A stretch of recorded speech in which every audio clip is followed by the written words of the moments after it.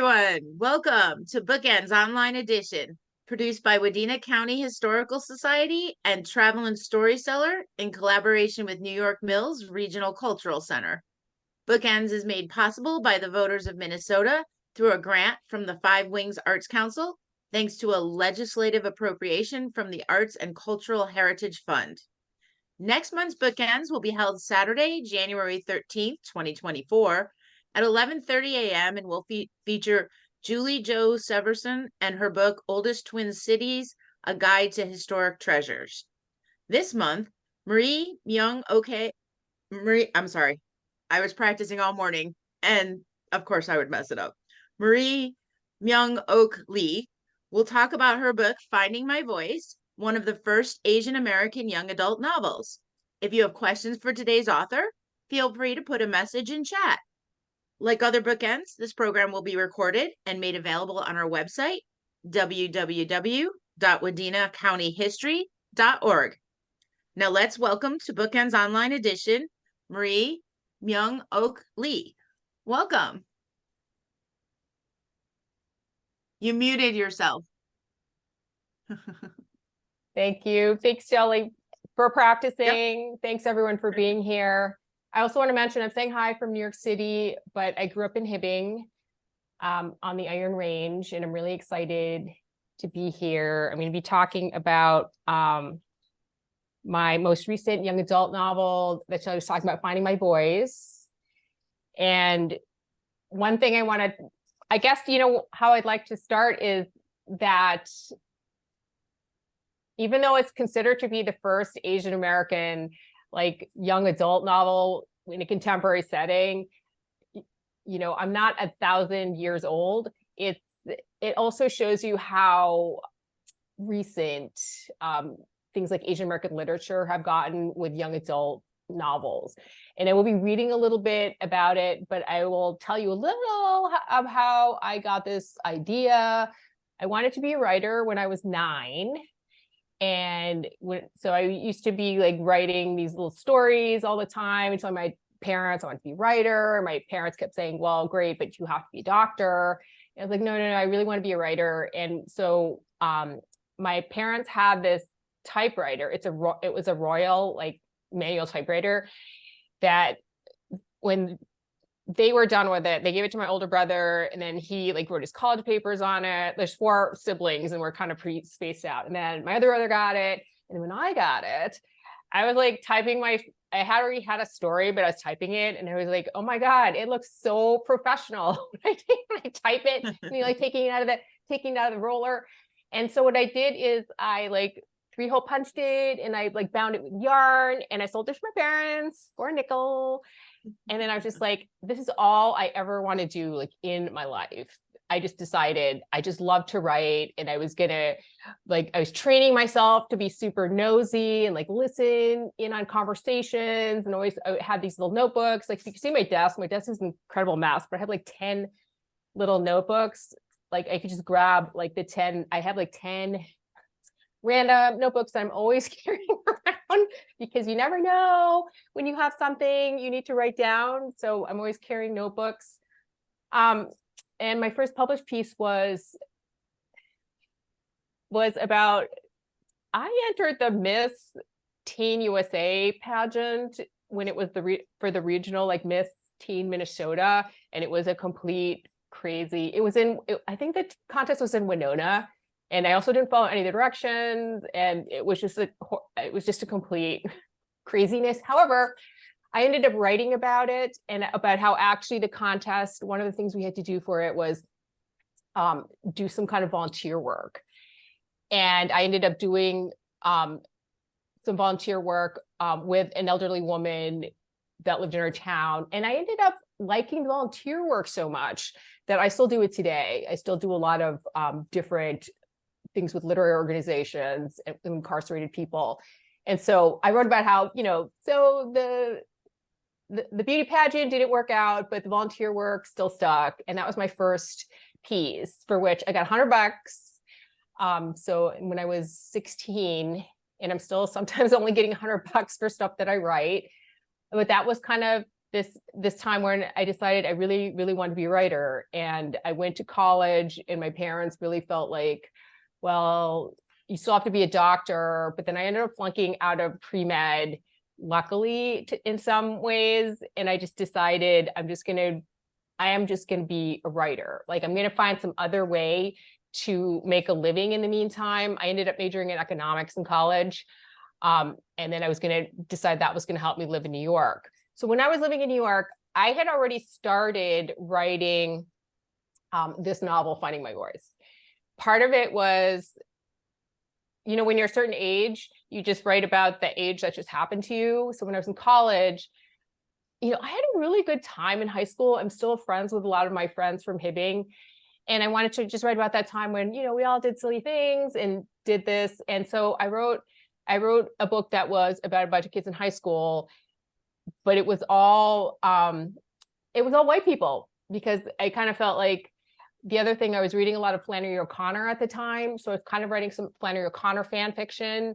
And I just felt like, well, she only writes, she writes this kind of universal. And so I want to write a universal story, about kids in high school. But then my boyfriend, who's now my husband, said, well, how come there's no Asian people in your book? And I just thought, well, because I just didn't feel like my experience would be that interesting to people. But then I decided, okay, I'll make the character, I'm going to rewrite it, and I'm going to have the character be this Asian American girl.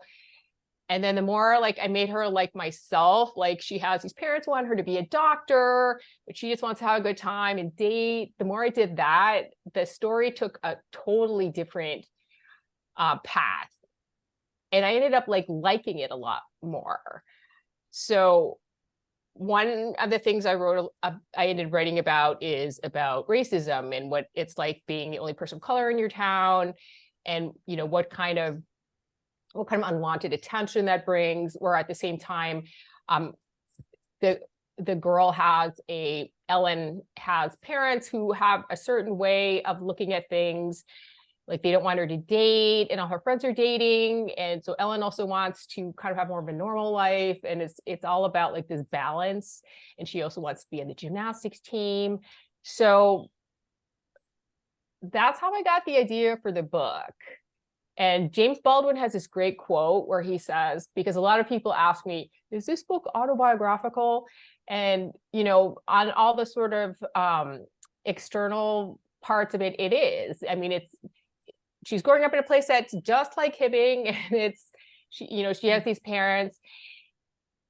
And James Baldwin said, almost all first novels are autobiographical because the author has so much they have to get off their chest. And so I think in certain terms, like this girl, Ellen, is actually a lot braver than I was. She ends up like confronting the racist. She ends up confronting her parents. She ends up kind of like doing more what she wants to do. She's been living in the shadow of her sister. She has a lot more autonomy. So in a weird way, some of this was almost like my writing, like what I wish a character could do that I didn't do. But at the same time, there were a lot of things that I didn't realize that I really wanted to write about. Particularly, I really wanted to write about what it felt like being called a slur. And one of the things that made it difficult, people don't realize now, because now it can be like, you know what, actually this book came out 3 times. There's a bunch of different editions. It did really well, but actually when I first got an agent, she sent it out to a bunch of places, and everybody said no. 26 publishers all said no. Part of it was there were no other Asian American books. And in publishing, they always need a book to precede it so they can be, oh, this is like the Joy Luck Club, or this is like Stephen King. If they don't have that, they get very nervous. Even though they, people want stuff that's original, they get like super nervous. And I was thinking to myself, when I was in high school, I never saw any Asian people in any books, except for, I find this one book, it's Farewell to Manzanar, and it's about this, this Japanese American woman who's interned. But then when I read the fine print, even, it said that her husband was the one who wrote the book. She didn't write it herself. Like, she kind of like talked about it.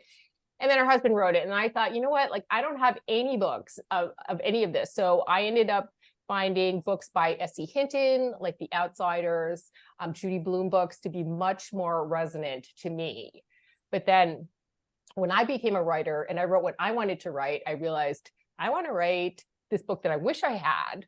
I almost wrote it for the 12-year-old me. I want this book and I'm going to write it this way. And so all the publishers said no, and they had very goofy reasons. Part of it was, we don't like to hear about racism. Like, it's very uncomfortable. There's some violence in the book. And I just thought, well, this is interesting because I experienced a lot of physical violence growing up. And I think also with Asian Americans, everyone thinks, oh, everyone's a doctor. Like, people don't have problems. And that's one of the ways that like a positive stereotype can be very damaging. And so the more I thought about it, the more I thought, no, I really want to write it this way. Like, I don't want to take out the racism. I don't want to take out this big fight she has with this person. So nobody wants the book. And in fact, at one point, this very, very prominent editor at Bantam Doubleday Dell, which at the time was the biggest place to have, like, they did all the Judy Blume books. They had an imprint called Yearling, and that's where all the like big young adult books came. So this editor was like, I'm interested in your book, but you've written it from a first person present tense. And that is considered to be an amateurish way to write. You need to rewrite it from the third person past, because that's how professional people write. So I was kind of like, really? Oh, okay. So, but she was so famous, and I'm like, this is my one chance that I go back and I'm rewriting it. So I'm rewriting it in third person, past tense, like very Dickens, like Victorian novel or something. And then I get there, I'm just like, then I realized, you know what? No, I have a reason. It's not just because I'm an amateur. I have an actual reason. And I realized what the reason was. The reason was I wanted the person who is reading the book to feel in real time what it feels like to be called a name. And the only way you can do that is in first person present tense, which I agree is a very limiting voice, because you can't have other perspectives. It's in present tense. I agree it's very limiting. But then I just told her, nope, can't do it. And I just decided I'm going to stick with this, man.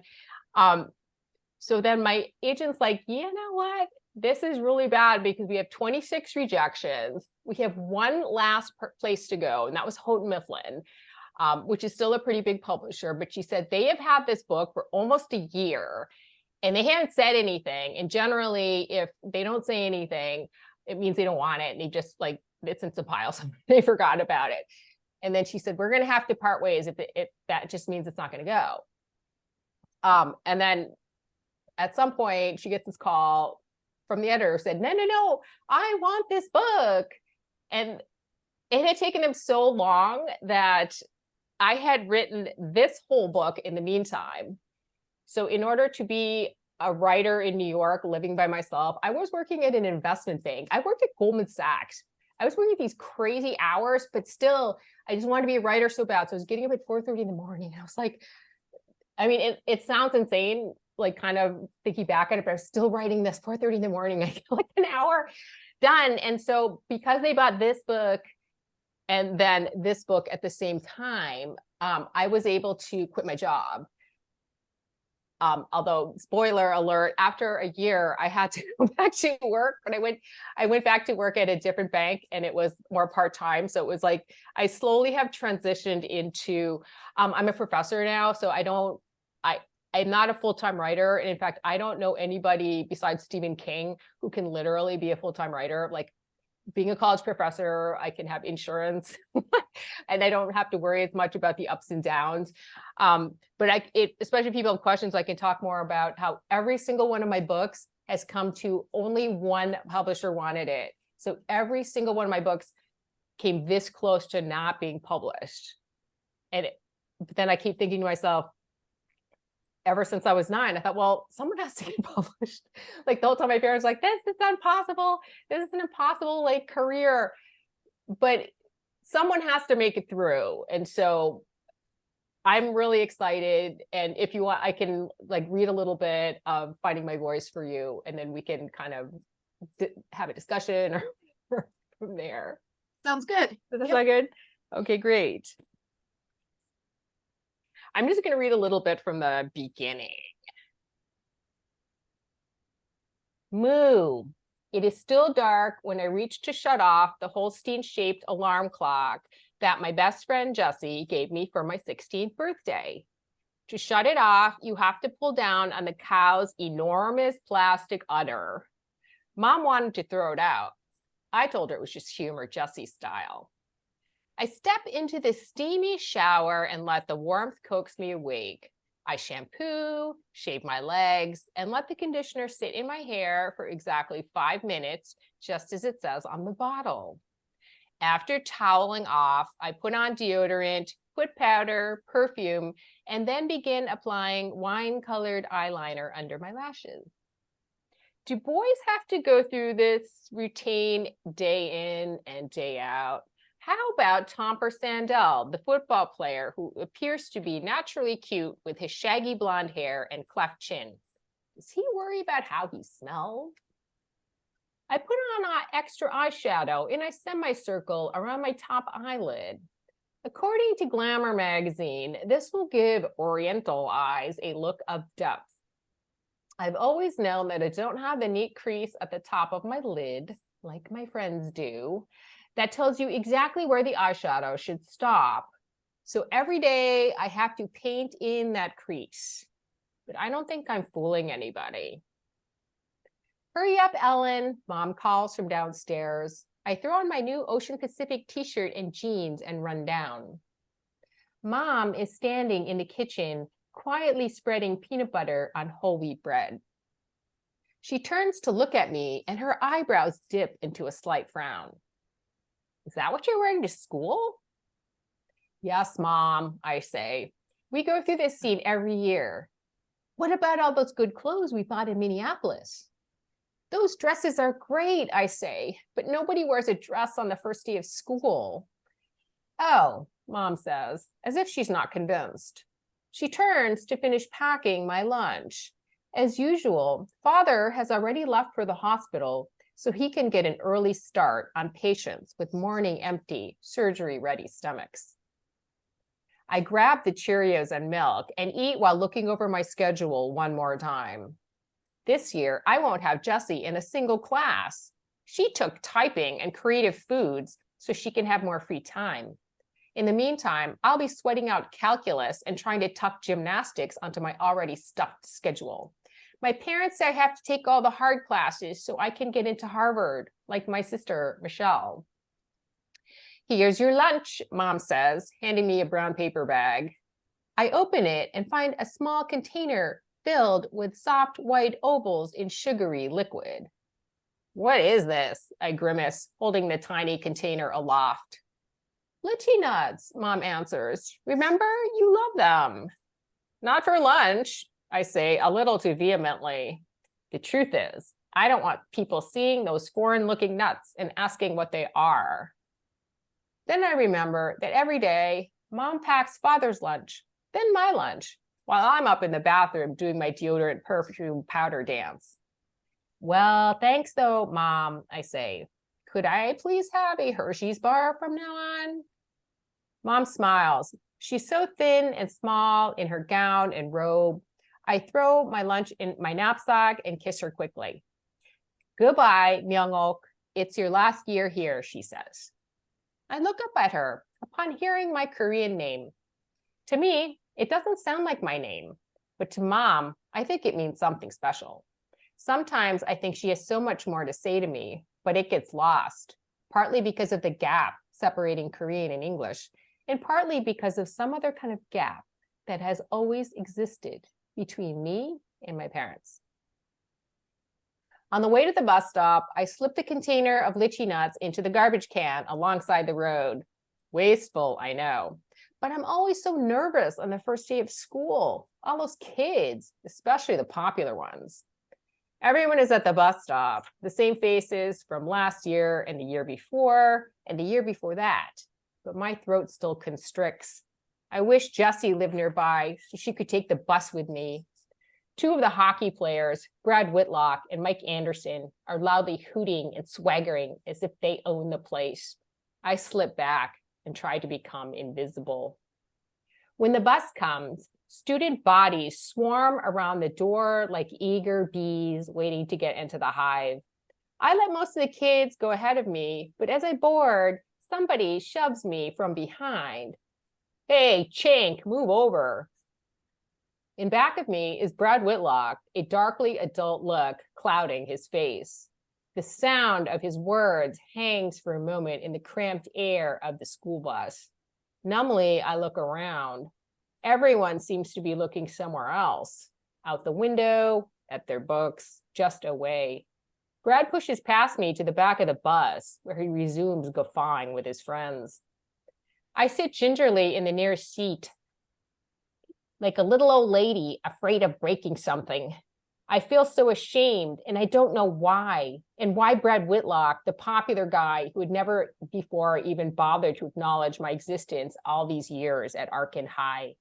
I keep my eyes fixed on the landscape and concentrate on keeping them dry. As soon as the school bus doors open at school, I rush out without looking back. Once I join the tide of people flowing into the brick building, my heartbeat finally starts to settle. Now I feel protected, anonymous. Inside, excited voices unite in a single deafening roar, punctuated by the staccato of slamming locker doors. Hey, Ellen! Jessie's voice rises above the din. She will never know how glad I am to see her familiar face. Hi, Jess, I say, keeping a falsetto of cheerfulness in my voice. Are you okay? Jessie's big brown eyes study me closely. Then the bell rings. I'm fine, thanks, Jess. I slam our locker door, imagining that Brad Whitlock's fingers are caught in it. Maybe someday I'll stop to really think about it, about what it means to be different. Very nice.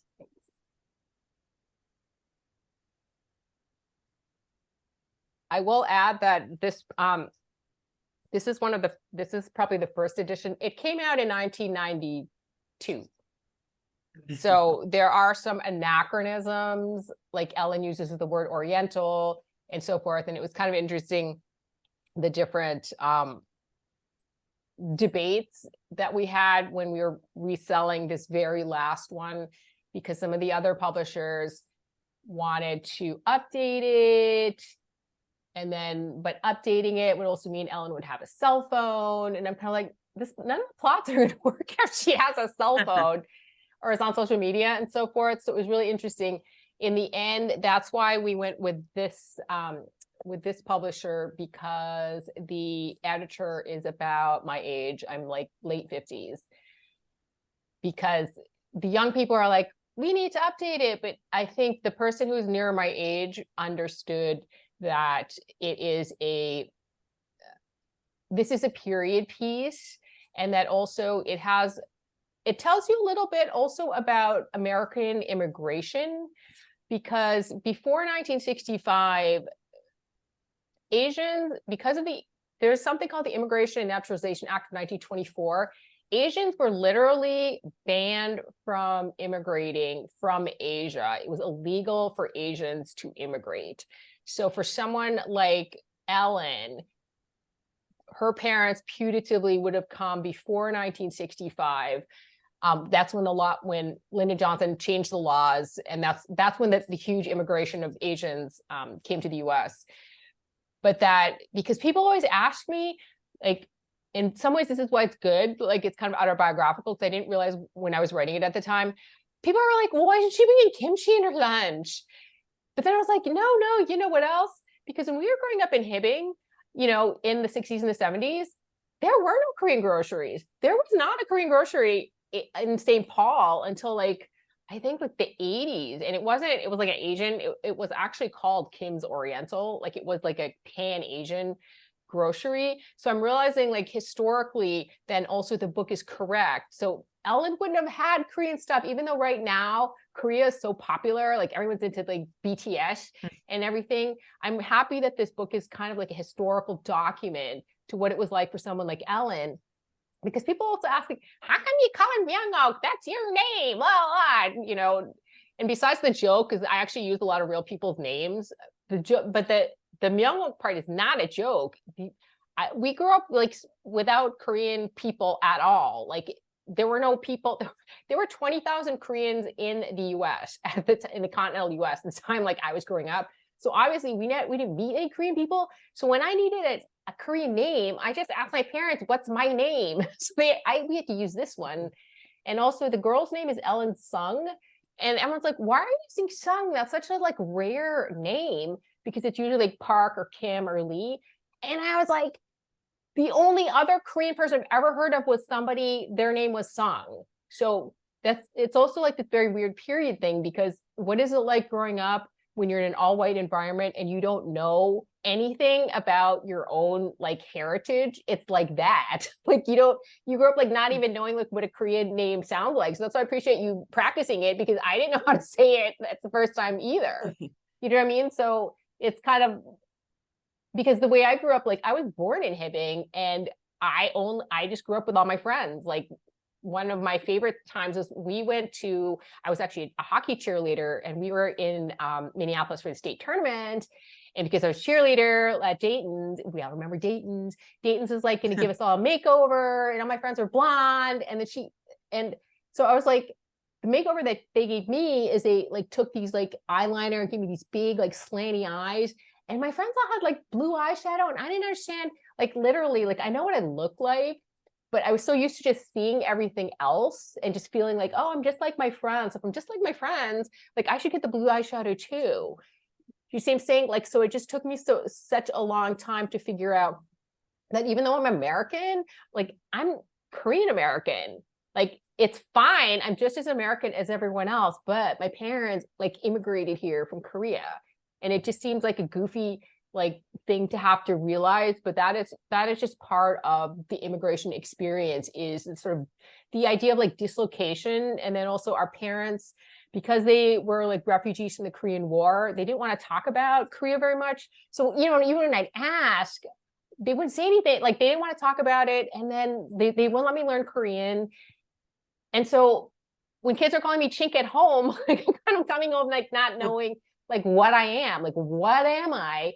If my parents would literally say, "Oh, just tell them you're American," which is technically true, but when you're a little kid, you just don't understand like why everyone's like picking on you. And for me, being Asian became the one thing that I was so ashamed of, because that was the one thing that made me so different. So that's why I understand when I'm like, I'm going to become a famous writer, like the last thing I'm going to want to do is write about like other Korean Americans, because that's just like the one thing that just brought me so much shame and like misery, like as a young person.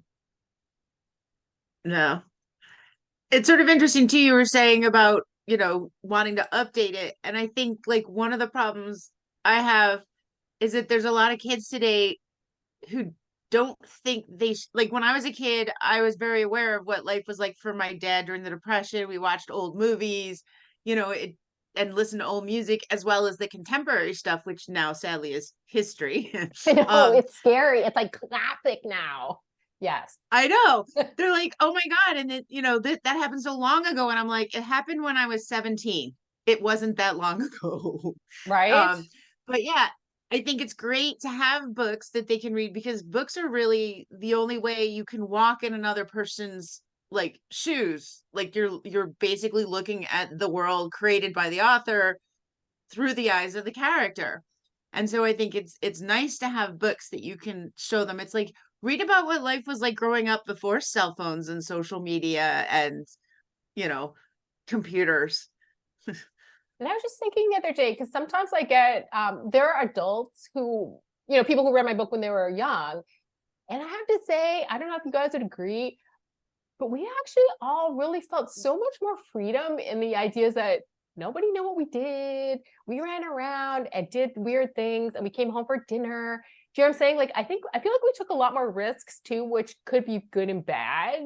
But we just had a much more expansive, like, way of doing things, or just having to like spend the whole day with your friends, but you couldn't like yeah, right.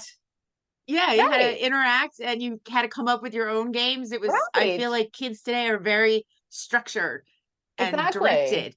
And summertime was about being bored all day. Do you know what I'm saying? You'd Yeah. be like, what do you want to do? I don't know. What do you want to do? We're just like go sunbathe all day or something. Oh yeah. It's yeah.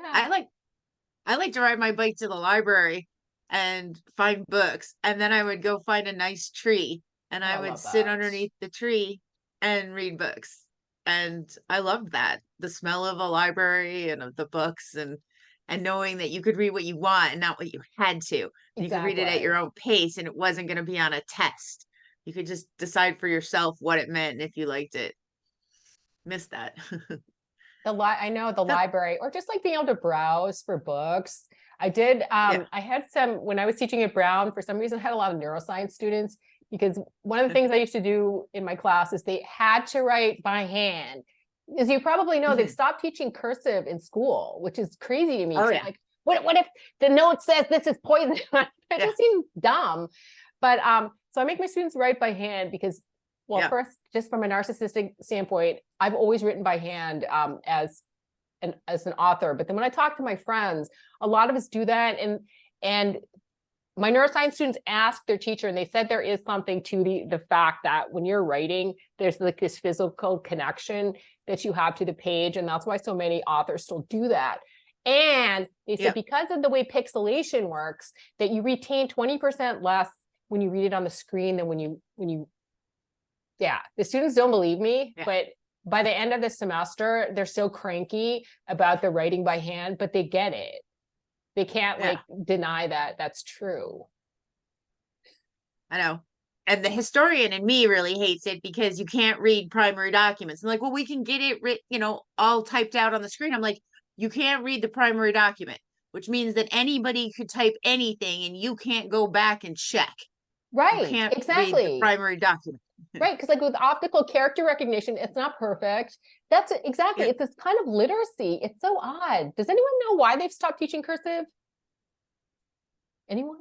I don't know why they stopped teaching most of what they stopped teaching, but I've trained some of these kids and they can't make change and they can't self-direct, and you have to lay out step by step what you want them to do. You can't just say do this thing and have them be able to figure out how. You Right, have to the walk them through it. steps. But Yeah. it's sort of like, Or they'll stop. have you ever shown them how beautiful people's handwriting used to have to be before they could type? They used to have Yeah, such gorgeous handwriting. I know. I don't know. It's just sad. But, I love all the comedians our age who are like, well, we could take back the world so fast from them. We can just write our plans out in cursive and leave nothing Right? but stick shifts lying around. There's no cars with us. Exactly. Exactly. No, everyone says Gen X. I'm not sure you're probably younger than that, but Gen X is the most feral No, generation. 1965, number one year of Gen X. Oh, that's so funny. Oh my God, you look so young. Thank you.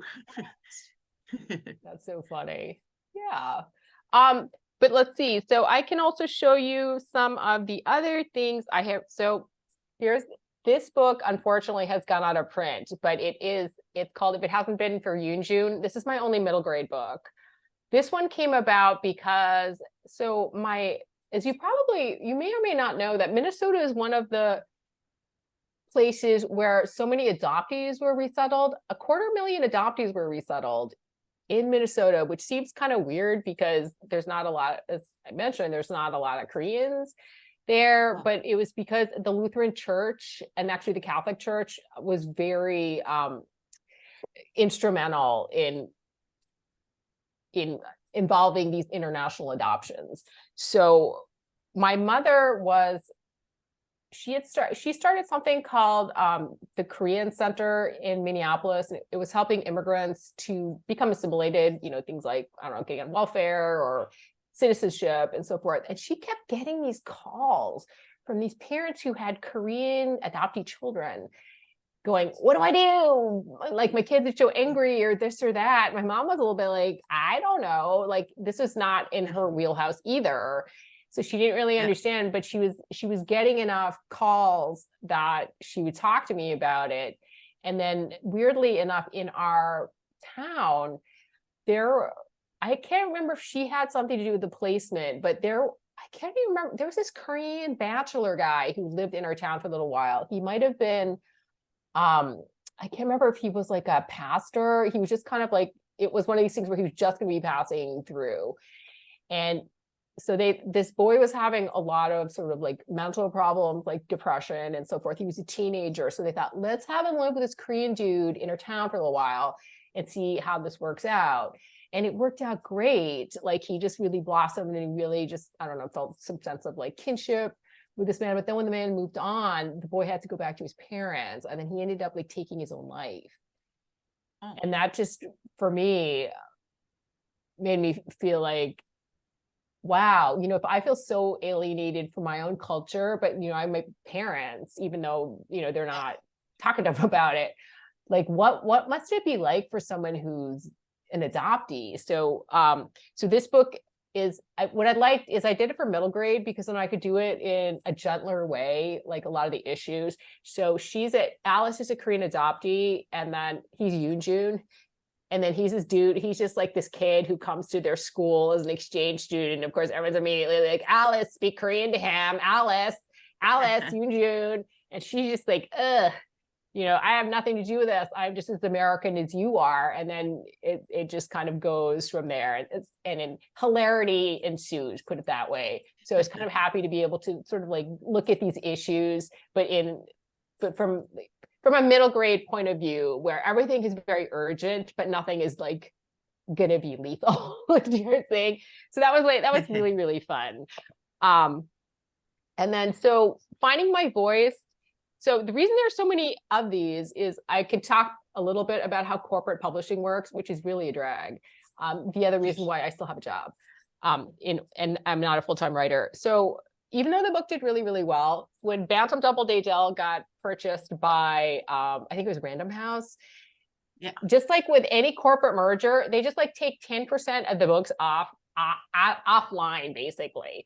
And so my book was doing fine. It won all these awards, especially like the Council for Christians and Jews gave it like this like diversity award. It won all these awards. Boop. So when it goes out of print, you can't buy it. It's like dead. You can't buy it anywhere or anything. So it just, I just like kind of resigned myself to it. But then then there was a Korean editor at HarperCollins. And then she's like, oh, wow, this is one of my favorite books when I was young. It's still around, so I'll buy it. So she bought it and it went back into print. And then this is a Harper Trophy. This imprint kind of imploded after a while. And this editor left publishing. So once again, the book went boop, and then it was just not available. So 15 years go by, and I'm just thinking, I get a lot of people going, like, especially from adoptee camps, going, what happened to Finding My Voice? Like, we can't get copies. And I'm just like, sorry, it's not available anymore. Can't do anything about it. Then sometimes you never know. BuzzFeed wrote an article about it. And I have that title so I don't get it wrong. It was like so random. Someone at BuzzFeed wrote an article called 15 YA books from the 80s and the 90s that have stood the test of time. This book was on the list. So yeah, and then so suddenly, ironically, all these publishers were like, oh, we didn't know the book was out of print, blah, blah, and that's when that whole thing happened where, no, we need cell phones. You can't use the word Oriental, blah, blah, blah. And so but it eventually did get published. So that's just been this kind of like very weird journey that I've been happy.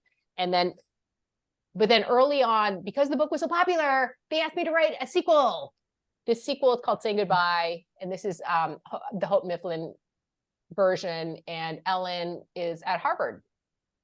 And she's also, because she's grown up with being in this completely white environment, like there's all these sort of, it wasn't like Black Lives Matter, but it was the LA riots and the racial tension from that. So she has no preparation to figuring out sort of like these Black-white tensions. And so a lot of it has to do with finding herself in college, but also finding herself as a minority, like thinking one way and then realizing there are other minorities and this is their experience of which she has had no experience with it. So she's somewhat unprepared for that as well. And my most recent YA book, which I thought I was never going to write a YA book again, is called Hurt You. And it is so my son is intellectually disabled and has autism. And now that he's an adult, he's in his early 20s, he has behaviors that are aggressive. They're not violent because he cannot help them. But when he gets overstimulated, he can do things, including like attack me, and I'm much smaller than he is. So when we're out, it looks a lot like he's attacking like a woman. And often the police get involved. And I've had encounters where I'm actually literally pushing the police away from him because they don't know what's going on and they're only trained to see one thing. And then an actual incident happened where an intellectually disabled man in California was shopping with his parents, much the way we would do with Jason. And this man jostled someone trying to get at the free samples, which we could also see Jason doing. And the man he jostled was an off-duty LAPD officer who, now that I've seen the transcript, it took less than a minute. He took out his service revolver and not only shot the man, the intellectually disabled man, but he shot the parents who were running up, trying to tell him not to shoot. And so this case has haunted me so much that I felt like I wanted to find a way to write about it. But again, with these kind of issues, I can't see writing something that's not completely grim, because part of what you want to do when you're a writer is you want people to read and for it to be an enjoyable reading experience, even though it's not always just like good emotions. Like that's why people read horror or something. So I decided one of my favorite young adult novels when I was growing up was Of Mice and Men, you know, with Lenny and George and like these issues. And then also I love the social realism of Steinbeck, and that also he's not afraid to have an unhappy ending. So it was kind of interesting. I decided I'm going to recast Of Mice and Men as contemporary with this boy, Leonardo, who's a Korean American boy who has an unnamed intellectual disability, and his sister Georgia, who is sort of the George character, and she is trying to protect him as they're moving to a new high school. And then they become accepted in the community. And then, as if you read Mice and Men, you know, things don't always go super well.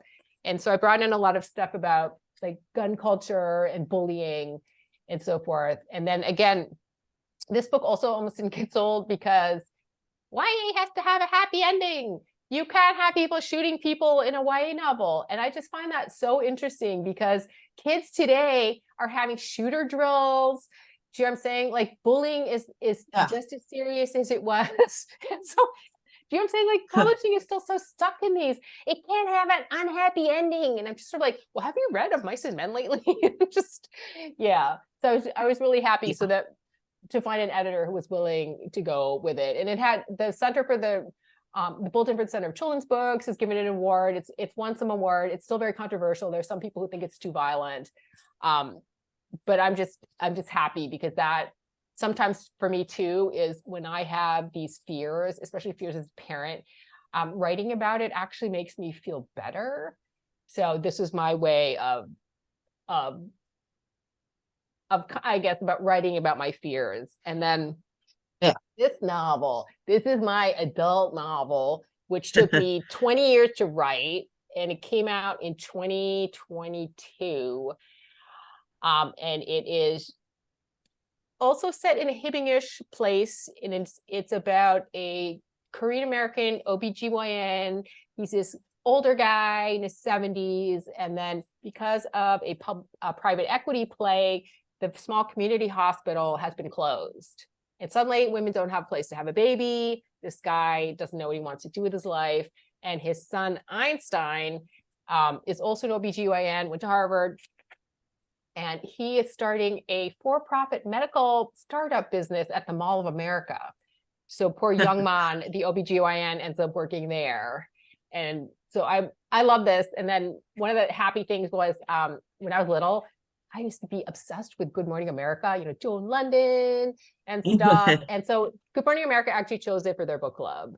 And so I got to Awesome. go. Yeah, I was so happy. I got to go with my son. We got to go to Times Square and see it like all blown up. And it was George Stephanopoulos talking about the book. And so this is just one of these wonderful things where I just felt like, you know what? Ever since I was 9, I've dreamed about something like this. And so despite like the ups and downs of a writer's life, that was definitely an up. Very much. Cool.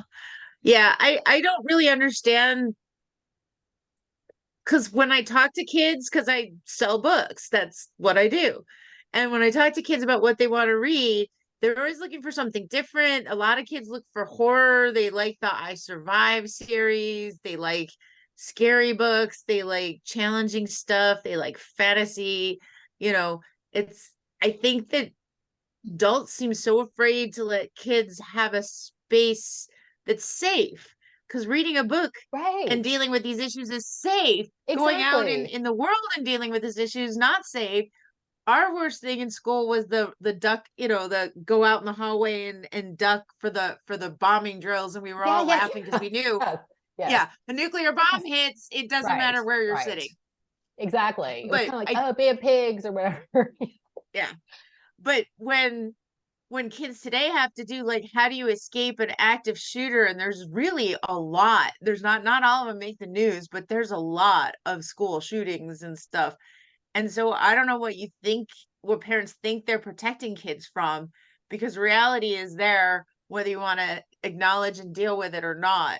So I think it's good to have books like Jodi Picoult gets with her like 19 minutes, and some of her other books they want to not have those read because it's like no, this stuff's happening and kids want a safe place to deal with the emotions because What are the it's I don't know, because I read books that are hard or sad because sometimes I need the catharsis. I need to actually deal with that, but in a way that's safer than when you're actually experiencing it firsthand yourself in the real world. I don't. Yeah, I love that you call it a safe space. I kind of wish that could be the framing versus the banning, especially Mhm. because, yeah, that's exactly how you get to experience the world in a safe way is through reading. But I'm happy to see that kids still seem to want to read. Like they want to read books, like books, right?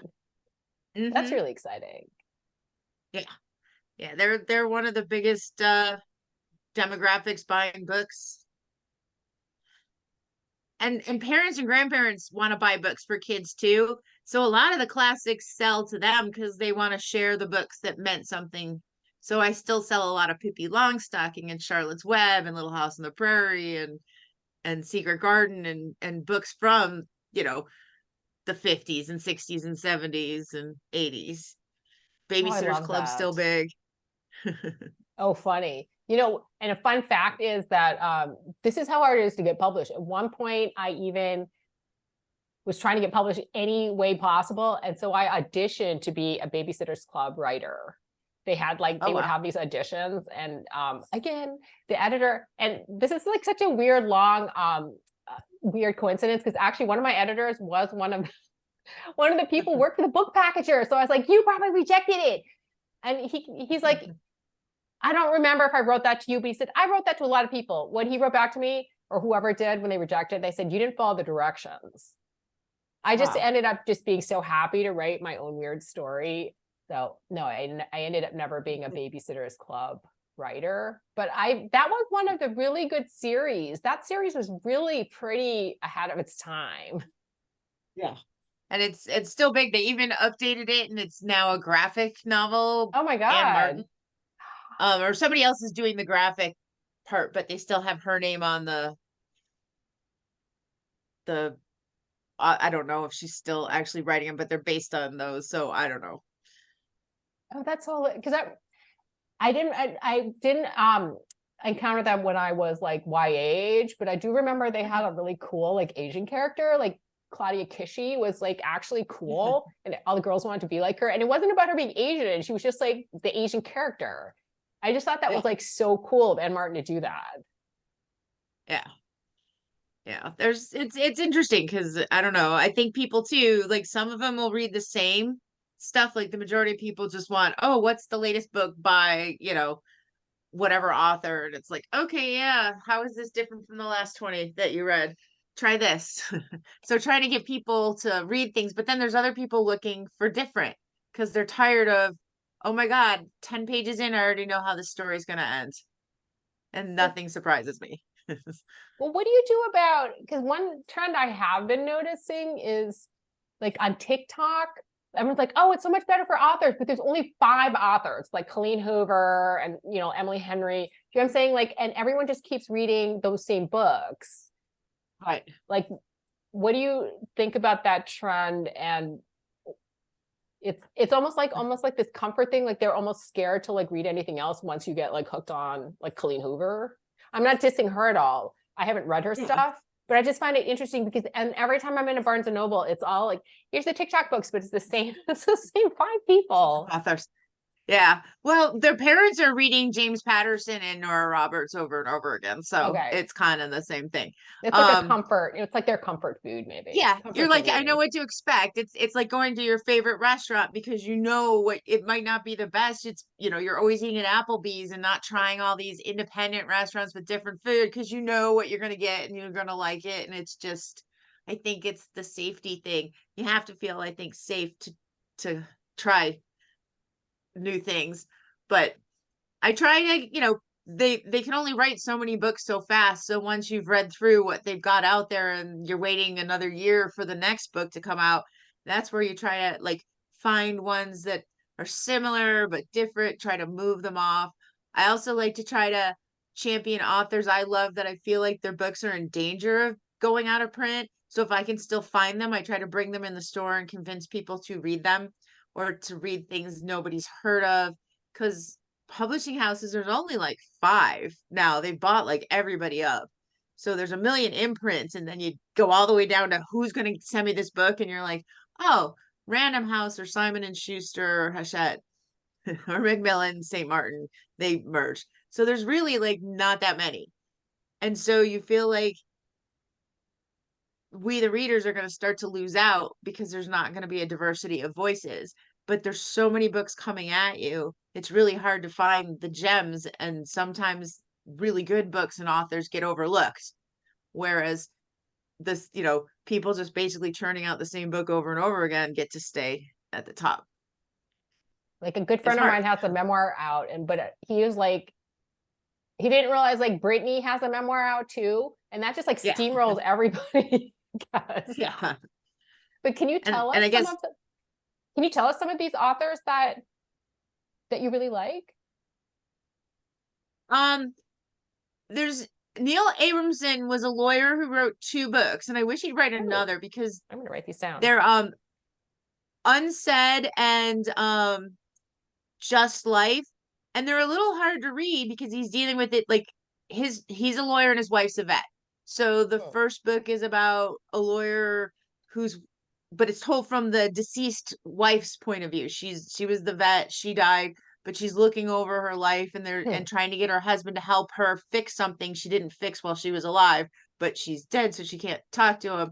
So but it was really because it dealt with animals and speech and sentience and what right do we have to make assumptions.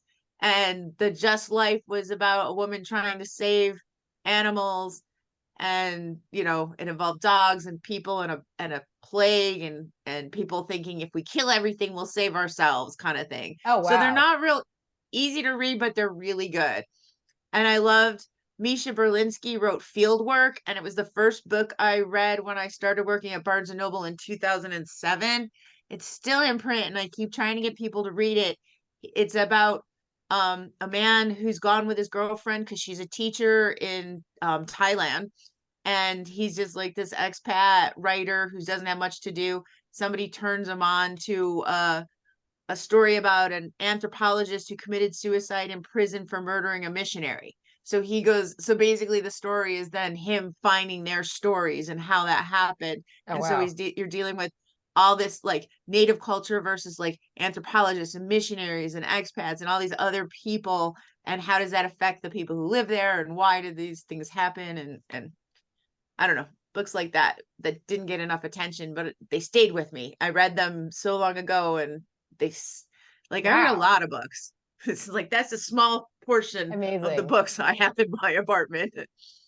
And so I read a lot, but not every book stays with you. Yeah, yeah. Oh, we definitely have to protect those books. I will just buy them anyways. Christmas time. So did anyone have questions or anything? You can type them in or speak them out. I put myself on mute. I know a lot of times we ask authors like your process. You had said like you were working like crazy hours and writing at 4 o'clock in the morning, but like your best, like how do you find the writing time, and how is your process of writing? Well, you know what's funny is because I used to get up at 4:30 in the morning, and when you work on Wall Street, actually you have to be there really early before the stock market opens. It's being a parent, that was like the best habit ever, because at 4:30 in the morning, nobody's going to bother you. It's quiet, so I can always get like an hour's worth in. I am realizing that I work best, however, I think probably because I'm always like thinking about my son, or I don't know. I actually work best when I'm physically away from him. And so I'm really lucky because they have residencies. Actually, I feel like there's one in New York Mills. And there's one in Red Wing where they'll pay. I mean, they're difficult to get, but if you get them, they'll pay you to go to a beautiful location. And sometimes they will cook for you. And you just like live in a cabin for X amount of time. And when I can get those, like I have one that's going to be up in Ithaca in January. Those, when I'm physically away, a lot of times too, they'll also give me funding. So my husband can get a little extra money for childcare. And then I'm like physically away. And then I can also not be an adult. I can just stay up all night, get up whenever I want to. It's also very noisy living here in New York, and there's no space. So I think my process really is trying to write every day. Like I got up today and I wrote some. Even though I don't know, I was talking to Lina a little bit, like I don't know what I'm writing about. Like I'm not like I don't have a book, like I'm working on something, but I don't know what it is. So I try to work on that like every day. I don't take federal holidays off, and I just work on that. But then when I have like these bigger projects that I need to get lost in, like this book was originally 800 pages. So I could really only work on it when I would get like 2 weeks somewhere where I could bring all my books and put on a big timeline and stuff like that. And then also during the semester, when I'm reading student work, I want it to be bad so we can talk about how to make it better, but then it messes me up a little bit in terms of like my own work. So usually I wait more until the summer. I kind of like purge everything, and then I read a lot, and then I can start over. So like teaching is like not always the best for my process, but I enjoy doing it and talking about writing. But it's not the most productive way to be a writer. Well, it's sort of interesting because we've talked to so many writers here over the years, and everybody sort of has a different process. Like the writing books seem to imply that you have to do it like one way is the way to be. And yet you find that, some of them have kids, so they get up early. Others will stay up late. Like after everybody goes to bed, they have a little bit of time to sit by themselves. Like somehow between the hours of like 1 in the morning and 5 in the morning are like the best No, for a lot of people. I'm glad you brought that up too, because I think, when I was going up in Hibbing, like, being a writer was so alien to everybody. Although my friends still talk about it. They're like, you were talking about it all the time when we were like 7.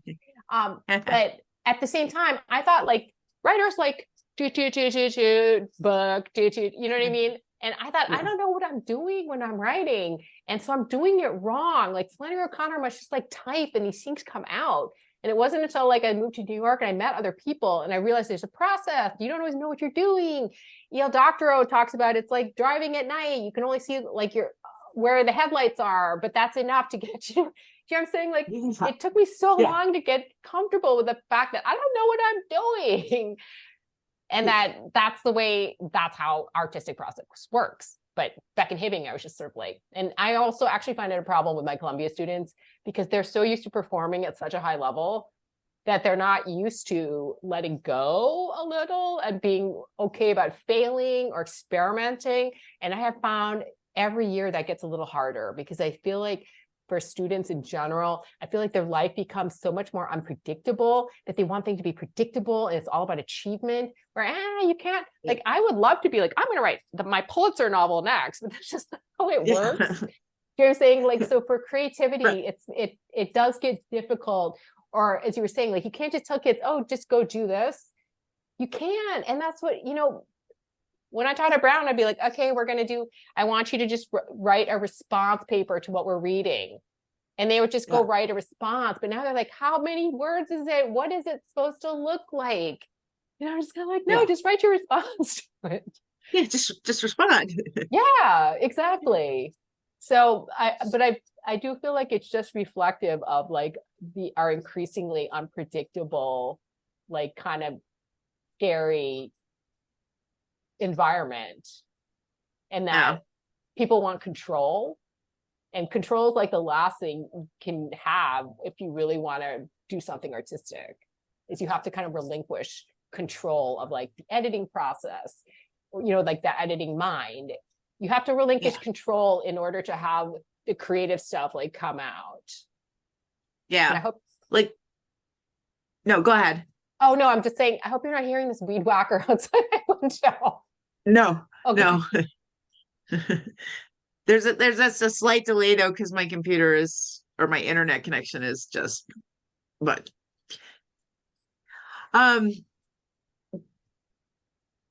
sorry, my ADD sometimes, like, my brain gets like, oh, I'm gonna go here, and then it goes over here, and I'm like, wait, where was I?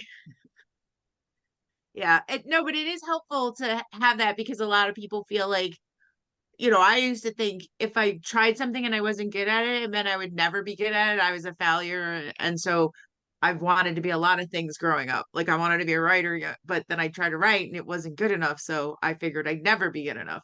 I'm only now in my 50s finding out, oh yeah, sometimes they'll rewrite a book like 40, 50 times, and then an editor will come in, and then you'll be like, how did I not, see this? How did they?